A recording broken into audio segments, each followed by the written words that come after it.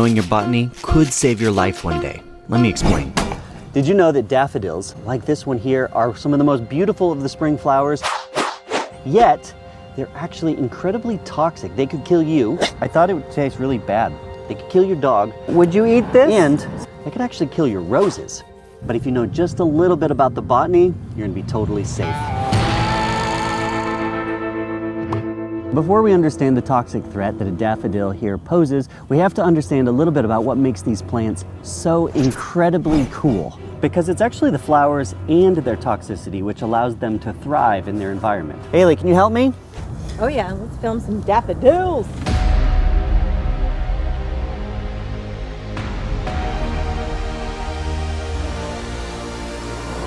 First, when I say daffodil, I'm referring to plants in the genus Narcissus. In total, there's about 160 different species in this genus, and there's 1,000 or more cultivars. New ones are coming out all the time. If you're a plant nerd, you could spend your whole life on daffodils. And that's in part because these flowers are so cool.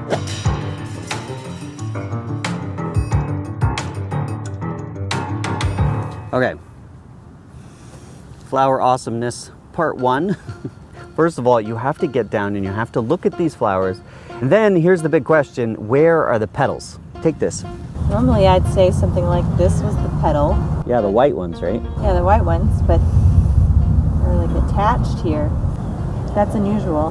Really, to understand why these are cool, you have to understand basic botany of a normal flower. But you might ask, well, what does a normal flower look like? Here's a quick refresher.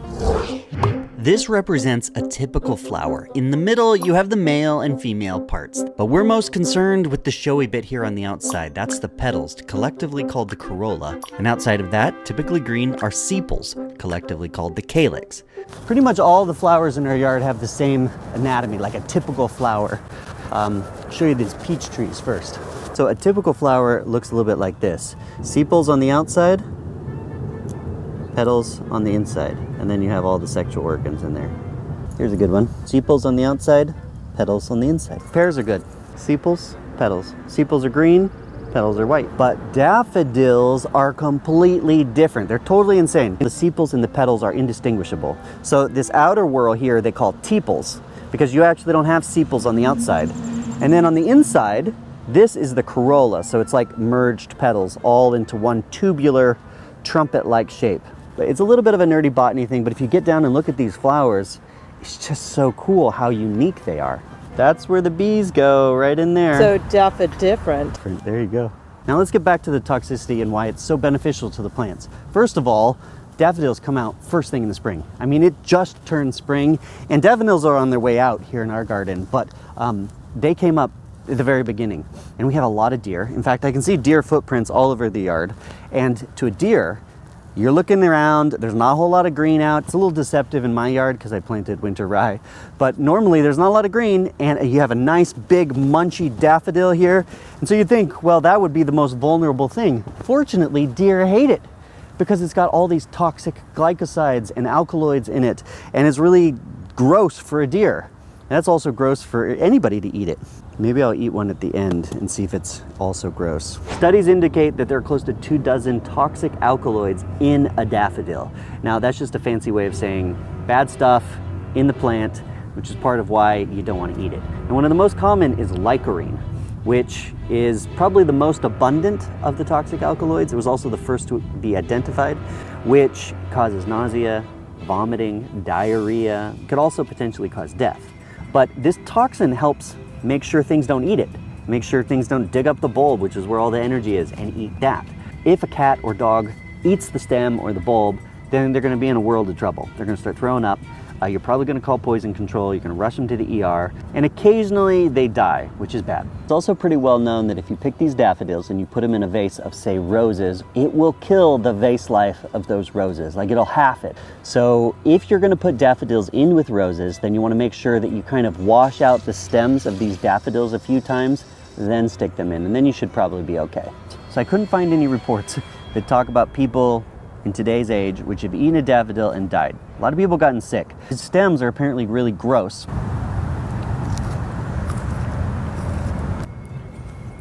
Problematically, the stem actually tastes okay. I thought it would taste really bad. It's supposed to have calcium oxalate crystals in it too, which can really cause burning and sensation in your throat. When I tried wisteria, I thought it was gonna taste like that, where it like burned my throat. Don't eat too much, because there's toxic glycosides in them. Nothing burning in my mouth or anything. I'm kind of curious what the flower petals taste like too. But normally you wouldn't try this at home, by the way. The only reason I'm doing it is the reports indicate that it's just nausea and vomiting generally, and that it's really hard to eat. But they're not going to kill you right away, which is the only reason I put it in my mouth. Sometimes I just taste it and then I spit it out. Okay, I'm doing this for you. You don't have to. Tasted like orchids is what it tastes like. And I've come across plants that are really bad. This is actually more dangerous because it's not so bad tasting. Given that there are toxic compounds in it, you don't want to get any of it in your stomach.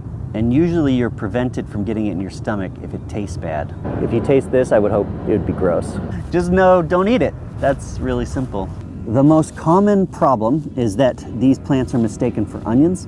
So I want to show you the bulb of this plant here. This one here, it's still in the ground, but I'll dig it up just a little bit. Obviously planted this one a little bit too shallow. That right there is what people sometimes think is an onion. And this is where the botany is really important. If you know your plants well enough, then you can look at that and you can be like, that's clearly not an onion. It's a little bit like saying, well, what's the difference between a horse and a donkey? Well, if you know your horses, it's just so obvious, but it might be hard to describe. And it's the same thing here. Because you see, if you know your botany, it could just save your life one day. This is continued education for the book Haley and I wrote. Haley's helping me behind the camera. Hi, I'm Haley. I hope you enjoyed this episode of Stone Age Man. It's all about reconnecting and understanding nature, trying to, in my case, get people to love this natural world that we're in, because I just find so much fascination with everything around me. I started out wanting to study animals, by the way. I got a master's degree doing just that, and then I realized it's actually all about the plants, because the plants are the habitat. If you have a good habitat, then everything is thriving around you, and it's just cool to like go into your backyard and look at daffodils and all these different cool things. I loved the movie Big Fish, and her favorite flower, and that is daffodils. So her man ends up getting this entire field of daffodil just because she likes daffodils. This one smells super sweet, almost like a honeysuckle. It's almost like a perfume sweet, floral, like a gardenia. You know what? I'm gonna get August to do the very end of the wrap. Like and subscribe. See you next time. Bye.